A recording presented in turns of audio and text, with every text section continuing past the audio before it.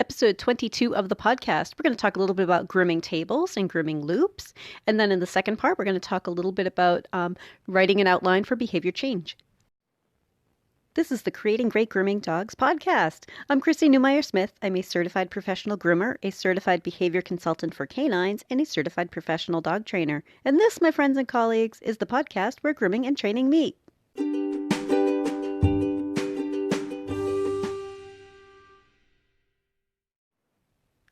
I had a discussion this week with another trainer. It was fascinating because it's somebody who comes from a zoo background, but who happens to be a dog owner. And some of the things that came up were, it was very obvious that there's a huge disconnect, that people don't understand what the grooming process is, which is part of why I do this. But it was very interesting because one of the things that came up is that the use of a grooming table. That maybe I'm making assumptions that all groomers use tables when they do not, and that somehow grooming table and being on the grooming loop was a little bit aversive. All right, so I didn't mean to giggle, but you know me, I'm giggly. But what came up about that was that I want trainers to know that grooming tables are an industry standard. So that's not my opinion about what normally goes on in a grooming setting. That is an industry standard. So while there are groomers who are cage-free or who do one at a time and don't use a grooming loop when a dog is on a table, or who, with a large dog, might work on the floor, they probably still have that dog on a loop, on some sort of a leash to keep the dog from running around the room right there. I don't see those things as aversive any more than I would see cross ties for horses or cages for zoo animals or crates, other ways that we keep animals from just walking away. So there are times where in training we're working toward being able to do that. So when I'm talking about the grooming setting, I'm trying to express to trainers what these dogs are going to need to live up to. Not necessarily that that's where we start, because I would really like to see trainers helping owners and dogs prep for this better so that they aren't coming into a grooming environment for the very first time, having zero experience with standing up and having somebody touch their foot, right? There are things that this dog will need to know how to do.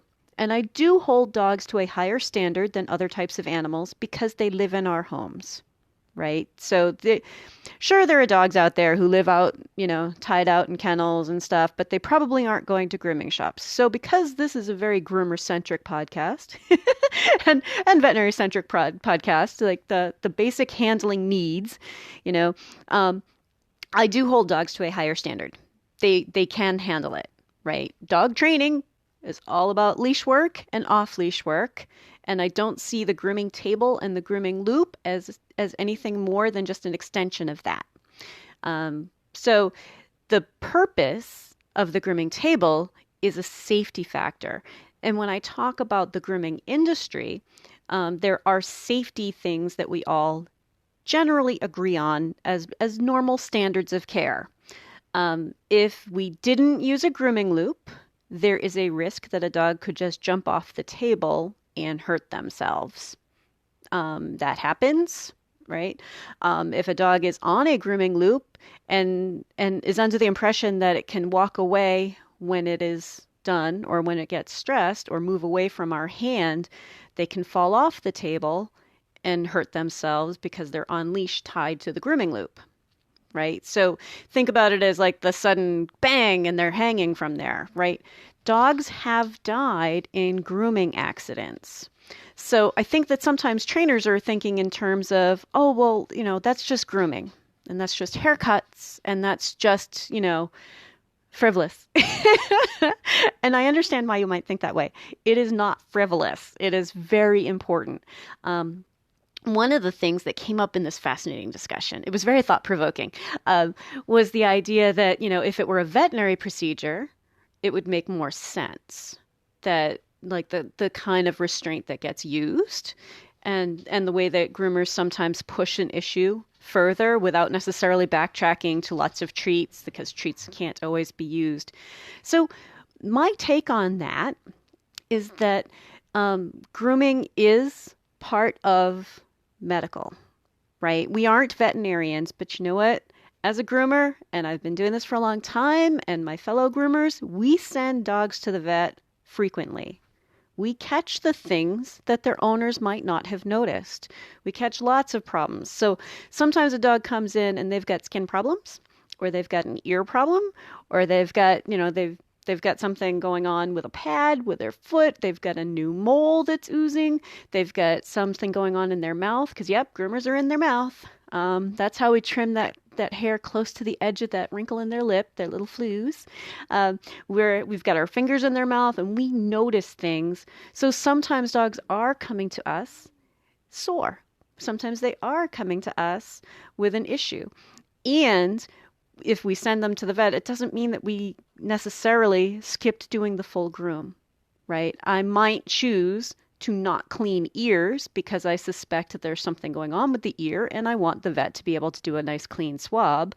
Or I may, have, the rest of the grooming just go normal. Or I might send that dog directly to a vet, right?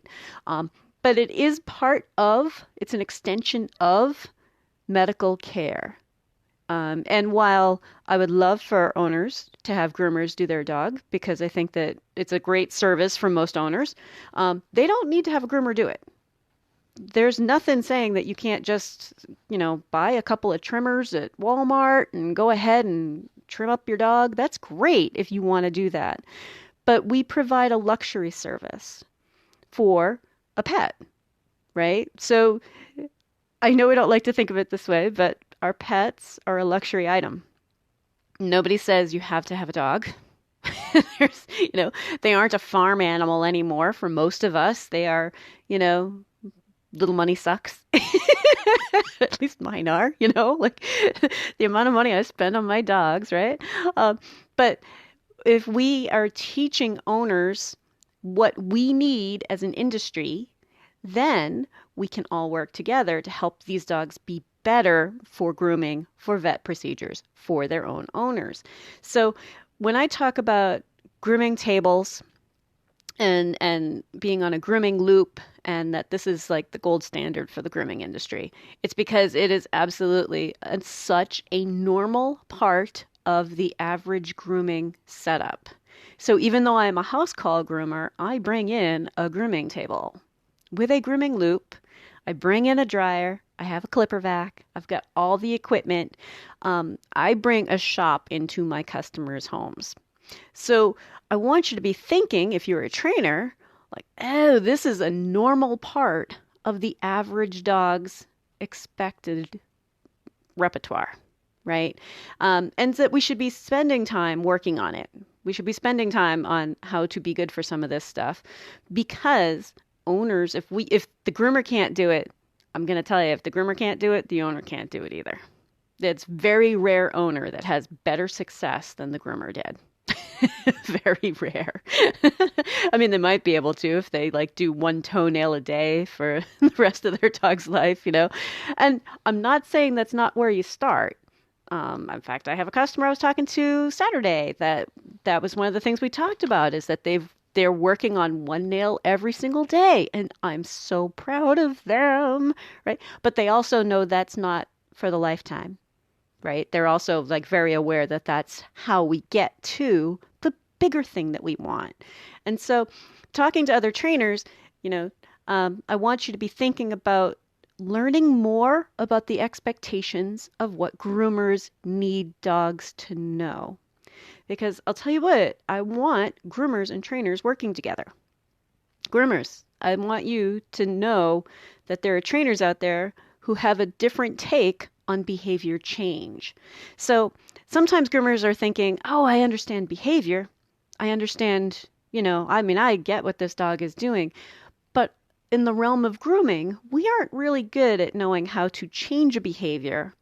We learned how to do haircuts despite the behavior, right?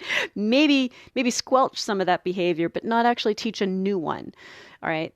So trainers, if you're approaching groomers, don't tell them you're going to teach them the behavior. They're going to laugh you out of the room. I mean, it will give them a great chuckle. They will think it's hilarious. They'll joke about it for years because I've been there. Trainer trying to tell me that even my dog could be good. I was like, what are you talking about? You know, like, don't tell them you're going to teach them about behavior, but tell them like, hey, we can work together to teach dogs to be good for what you need them to do, right? Like to make behavior change, because that's what trainers study. I mean, that's if you're on the podcast, we're all kind of studying it, right? And by the way, you guys are very rare unicorns. Rare unicorns, and I want a whole stable of unicorns. We're gonna get this, right? I want more unicorns. But anybody who's interested in grooming and in training is already working hard, right? So groomers, I want you to be thinking trainers usually have access to one dog with its owner, not necessarily on their own. They aren't necessarily working with that dog just by themselves, right? And they usually aren't working in an environment that's loud. So there are things that they don't understand about our process. So I want groomers to kind of approach trainers and say, hey, I need a dog to hold still, to do some things for me. And they're pretty basic and pretty simple, but that doesn't mean that they aren't going to take time to learn, right? So in the next part, we're going to talk a little bit about behavior change. If you're enjoying my podcast, please remember to subscribe so that you don't miss any episodes. As part of this discussion I had with this trainer this week, I'm referring right now to Dr. Susan Friedman's Behavior Toolkit, which is a PDF. And you know what? If you are on the Facebook group for Creating Great Grooming Dogs, I can go ahead and put it up there. But this is part 1, and she calls it Tool Assembly. So I'm going to run through a little bit about grooming behaviors based on her format. So she talks about define the behavior. So in the past in this podcast, we've talked about observing what we do want, right? Observing what the dog is doing, what our learner is doing, and thinking about what we actually see. We're going to get rid of any of the baggage, and we're going to look at what we see happening. So what does the behavior look like? Can you describe it? So I'm going to describe 4 behaviors, just really quick, that I think really apply to the grooming industry. And to the veterinary industry. But those 4 behaviors, 1 would be to be touched all over with noisy objects.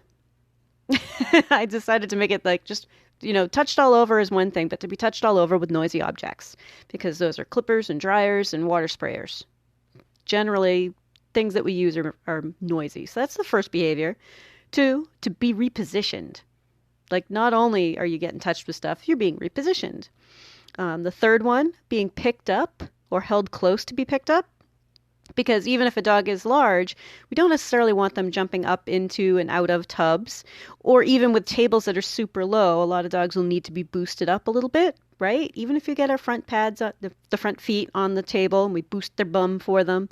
And then the 4th behavior is to be still in a position. That's part of being repositioned and touched all over, but also to be still in a position. So that's how I'm going to define part 1 of the tool assembly.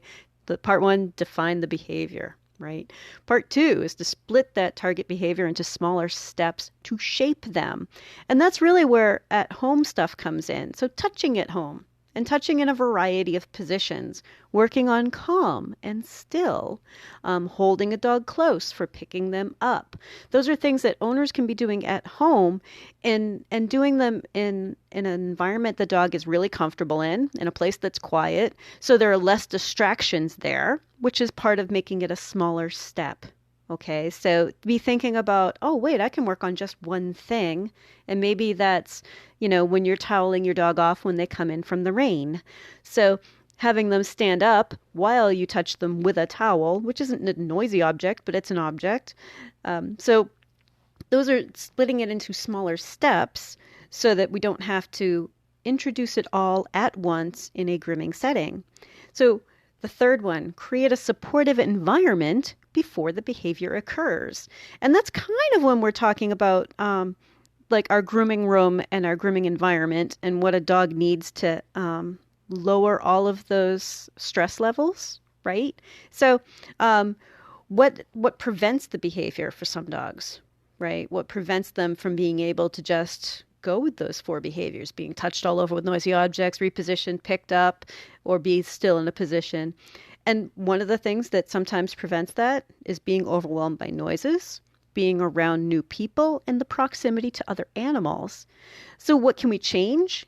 If we have a dog who's having trouble with it, or a dog who is newly introduced to this, because it's not always about trying to fix a behavior that's already a problem, it's about building a new behavior for many of our pups who are new to grooming, right?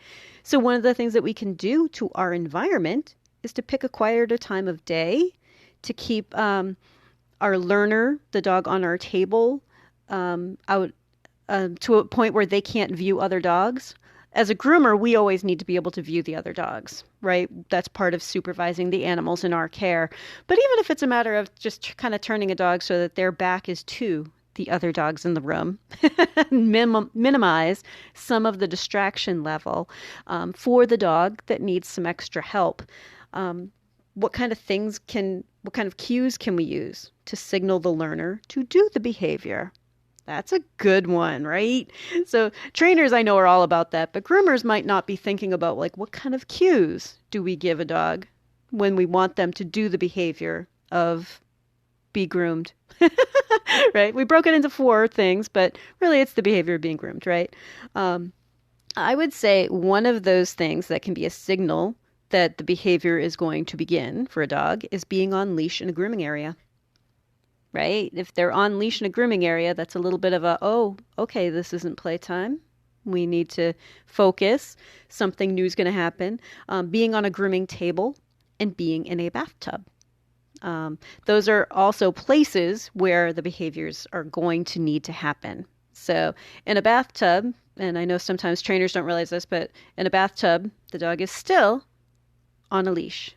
Right? The grooming loop is still attached. We can't let a dog jump out of the bathtub. In fact, I got my back hurt by a dog who, when I released him to pick him up, torqued my back because he just decided he was going to barrel out of there. And I didn't realize that his owners thought it was, oh, we always let him jump out on his own. Like, no, that is not safe. We want dogs to be able to allow us to do the things we need to do, right? So the signal for the behavior can be being in a bathtub, being on a grooming table, or being on leash in the grooming area, and what prompts the target behavior, right? What is it that's going to help this dog realize like, oh, this is it. This is what I need to do. And I'm going to add in here verbal instructions, right? When we ask a dog to be still, hey, still, he's a good boy, right? I mean, we say these things to our dogs.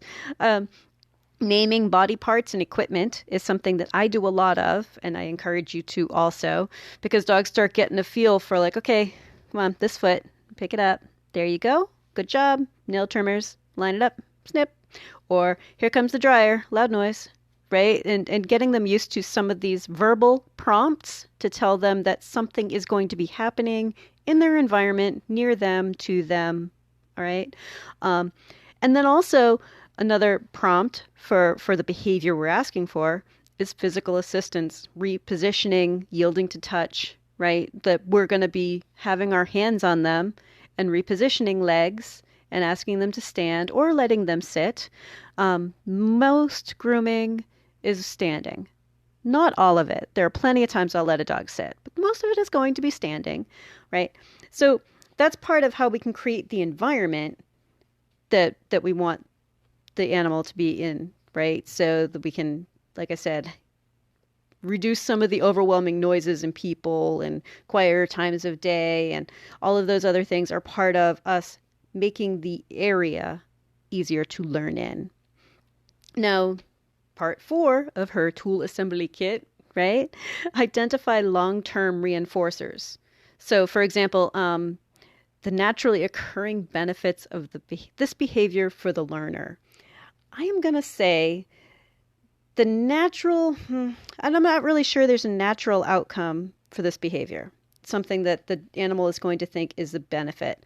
But the outcome is a clean and healthier dog, and the behavior is maintained as physical bonding between groomer and learner, or groomer and dog. And because it's a dog-centric podcast, I'm not mentioning cats and horses, but the idea is still there.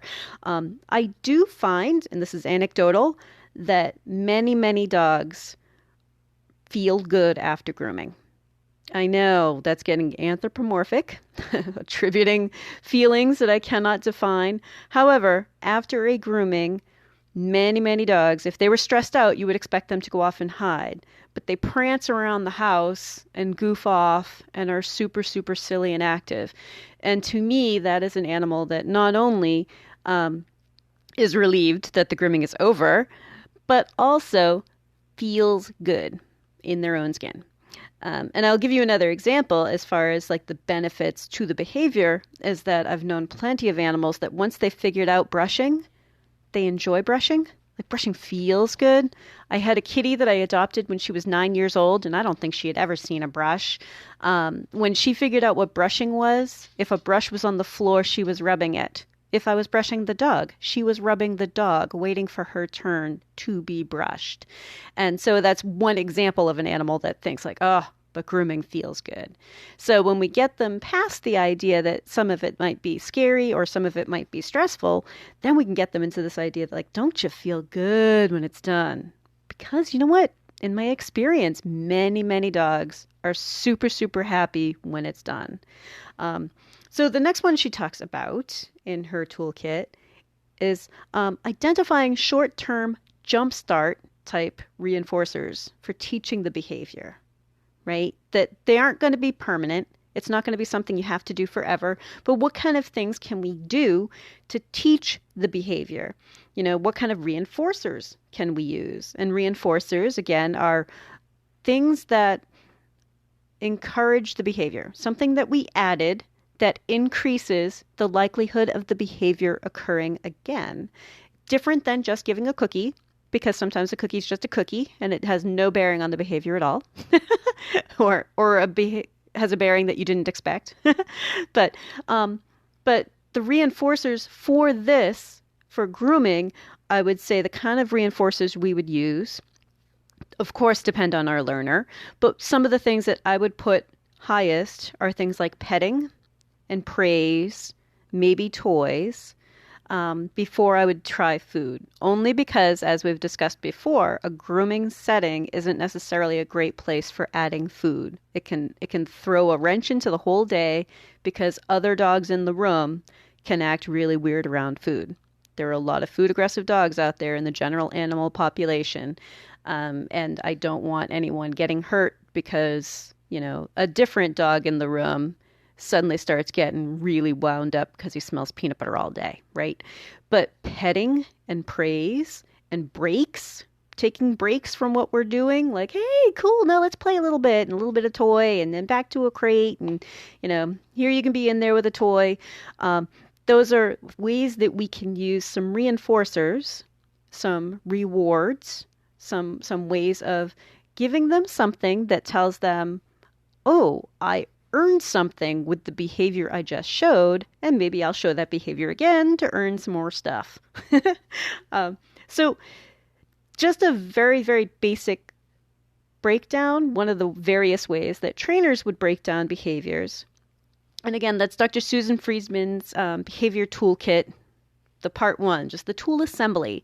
And I can put that on the Creating Great Grooming Dogs Facebook page as a link. But it's a way for us to look at the things that we want and figure out how we can build them, and to be thinking about not only if there's a dog who already has a problem, but the dogs that haven't even been born yet, right? The puppy that's getting born tomorrow. These are the kind of things that we can prepare them for and plan on using to help create a behavior that we want and create a great grooming dog. So hopefully that helps anybody. I hope so. I have fun with this, but I'd love to hear some more feedback from you guys. And have a great week and stay curious. If you'd like to talk to me, you can find me through my grooming and training business, happycrittersdogtraining.com, my email, chrissy@happycritters.net, and through the Creating Great Grooming Dogs Facebook page. And we have these awesome devices in our pockets that allow us to do live video with each other. I can help you with the dog on your table. We can set up live lessons, and you may be surprised at how much we can get accomplished together via video. I'm also happy to come to you if you're near my area in southern New Hampshire. If you're ready to go beyond the podcast, and I hope you do, I've made it really easy for you. If you go to creatinggreatgroomingdogs.com and click on your next step, you'll see all of the options. There's the Scholar Lounge community, there's the Modern Grooming Professional Certification, there's Master Canine Stylist and Professional Canine Stylist Diploma testings, there's the Behavior Lab for coaching and private one-on-one sessions with me, and of course the Master Groomer Behavior Specialist program. So go to creatinggreatgroomingdogs.com and click on your next step.